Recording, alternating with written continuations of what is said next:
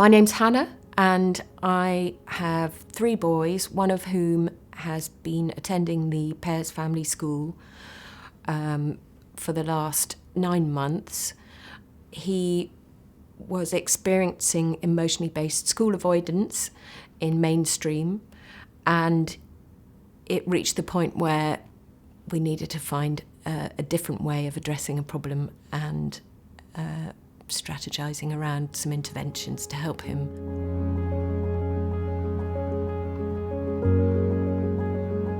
In my son's case, emotionally based school avoidance presented as heightened emotion, disruptive behaviour, quite aggressive and physical resistance at home, more so than at school, but very difficult behaviour to manage because it immediately suggests anger and rage.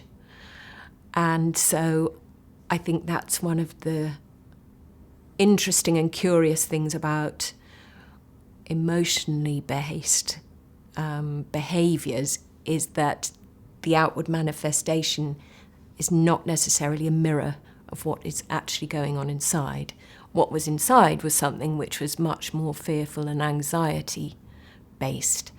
But in his case, the behaviours were very heightened. I know for other people that emotional-based school avoidance can be a withdrawal and a refusal to communicate, a refusal to get out of bed or get dressed or do anything. And that, too, is incredibly difficult to deal with.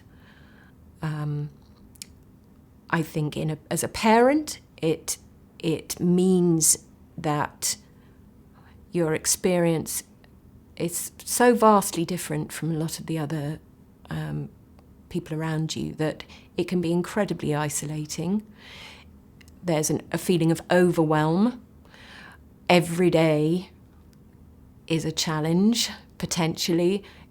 I remember feeling that by 9 o'clock in the morning, I was done for. I'd been through so much, we'd been through so much that I was wrecked.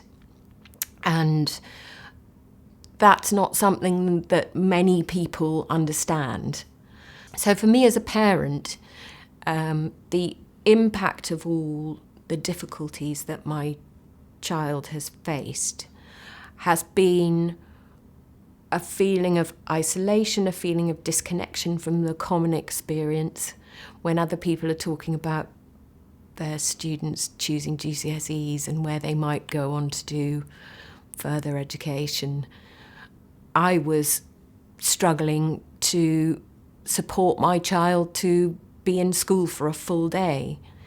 He wasn't able to go on residential trips because they just decided they couldn't cope with him. And all of this means that he and I were excluded from the milestones and the rites of passage that go along with being part of secondary school life.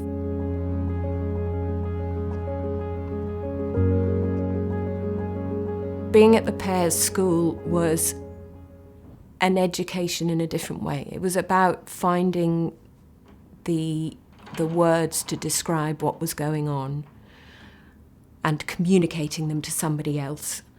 And in order to do that, he needed to trust the people around him, which he did really quickly, actually. They're very compassionate, they're very kind, they're very fair.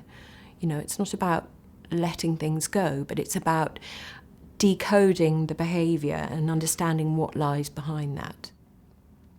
Both my son and I were able to start building relationships with the staff and him with his contemporaries there. And I think he felt very safe and he felt able to start talking about things that I'd never heard him talk about with other people.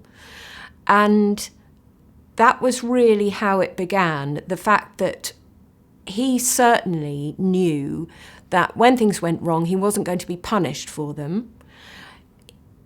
It was going to lead to a conversation, some thinking. He would be heard, and they were interested in getting to the root of what was going on for him, rather than just looking at the outward symptoms of maybe some disruptive behaviour and then reacting to that.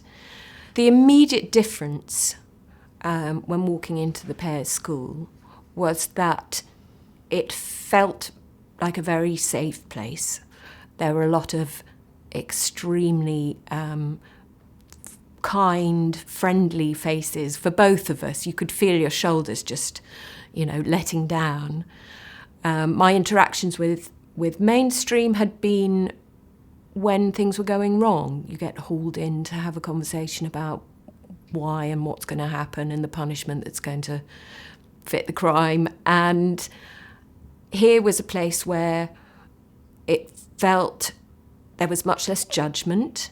There was time to look at difficulties. It was a safe place in which to talk about difficulties, both for my son and for me.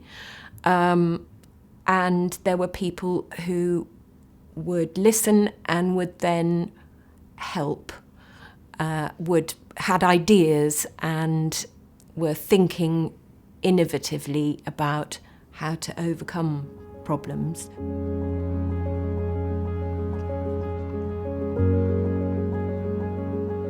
As my son is transitioning back to mainstream, one of the key pieces is in finding staff within the mainstream environment who are on board with everything that we've been doing here, who understand these parameters of success, who understand what anxiety might look like in my child and how that might present, who can be trusted and trusted responsible adults in the mainstream setting to help continue the work that we've been doing, to be there for my son so that he has somebody he can refer to during a school day, whether things are good or bad, either way, just somebody who will listen and who has an understanding of what might present itself.